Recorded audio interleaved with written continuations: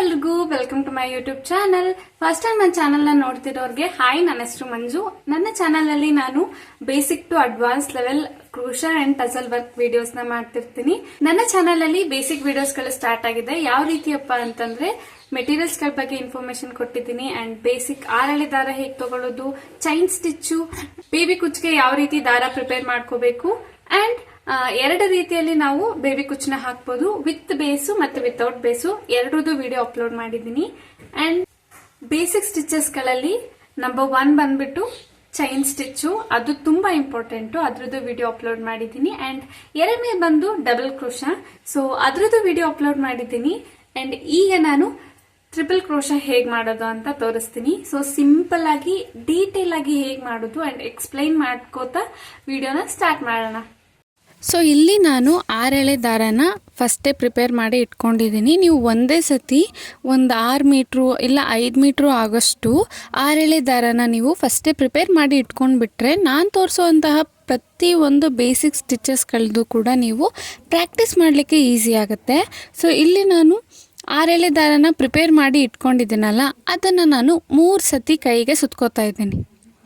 So 3 ಸತಿ ಕೈಗೆ ಈ ರೀತಿಯಾಗಿ 6 ಎಳೆ ದಾರನ ಸುತ್ಕೊಂಡಿದ್ದು ಆದಮೇಲೆ ನಾನಿಲ್ಲಿ ಪ್ರಾಕ್ಟೀಸ್ ಮಾಡೋ ಬಟ್ಟೆಗೆ ಹಿಂದೆಗಡೆ ಗಂಟು ಬರೋ ಥರ, ಅಂದರೆ ನಾಟ್ ಹಾಕಿದ್ವಲ್ಲ ಅದು ಹಿಂದೆ ಬರೋ ಥರ ಇಟ್ಕೊಂಡು ಹೆಬ್ಬೆಟ್ಟಿಂದ ಅದನ್ನು ಟೈಟಾಗಿ ಇಟ್ಕೊಂಡಿದ್ದೀನಿ. ಈಗ ನಾನು ಕ್ರೋಶಾ ನೀಡಲ್ ನಂಬರ್ 10ನ ತೊಗೊಂಡಿದ್ದೀನಿ. ಸೊ ಅದನ್ನು ನಾನೀಗ ಪ್ರಾಕ್ಟೀಸ್ ಮಾಡ್ತಿರೋ ಈ ಬಟ್ಟೆಗೆ ಲಾಕ್ ಮಾಡ್ಕೋಬೇಕು ದಾರನ. ಸೊ ಹಾಗಾಗಿ ಫಸ್ಟು ಬಟ್ಟೆಗೆ ಲಾಕ್ ಮಾಡಿಕೊಂಡು ಅದಾದಮೇಲೆ ನಾನಿಲ್ಲಿ ಚೈನ್ ಸ್ಟಿಚ್ನ ಹಾಕ್ತಾ ಇದ್ದೀನಿ. 1 2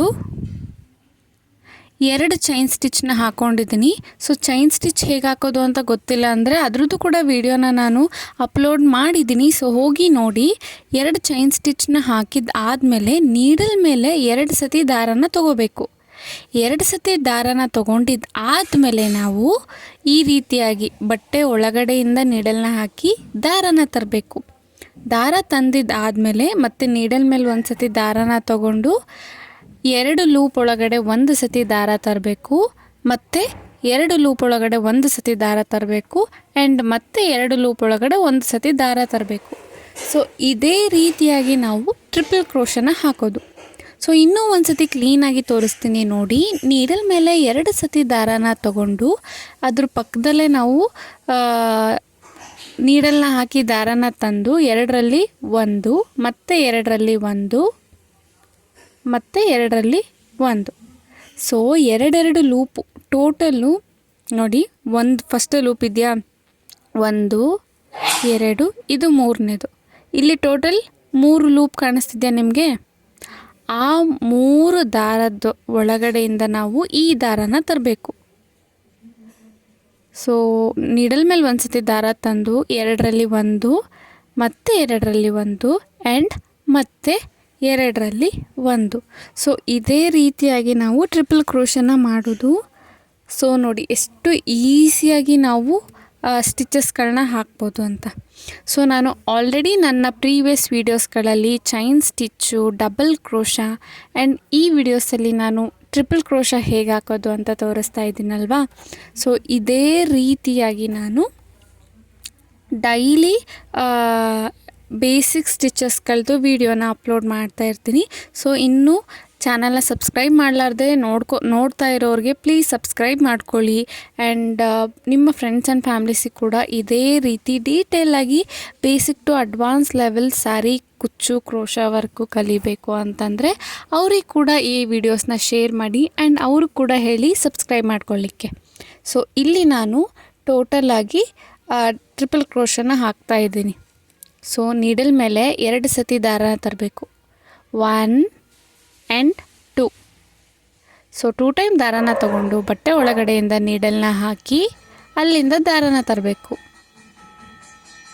ದಾರನ ಹೊರಗೆ ತಂದಿದ್ದು ಆದಮೇಲೆ ಮತ್ತೆ ನೀಡಲ್ ಮೇಲೆ 1 ಸತಿ ದಾರನ ತಗೊಂಡು 2ರಲ್ಲಿ 1 ಆ್ಯಂಡ್ 2 ಲೂಪಲ್ಲಿ 1 ಸತಿ ಆ್ಯಂಡ್ 2 ಲೂಪಲ್ಲಿ 1 ಸತಿ, ಟೋಟಲಾಗಿ 2 ಲೂಪಲ್ಲಿ 3 ಸತಿ ದಾರನ ತರಬೇಕು.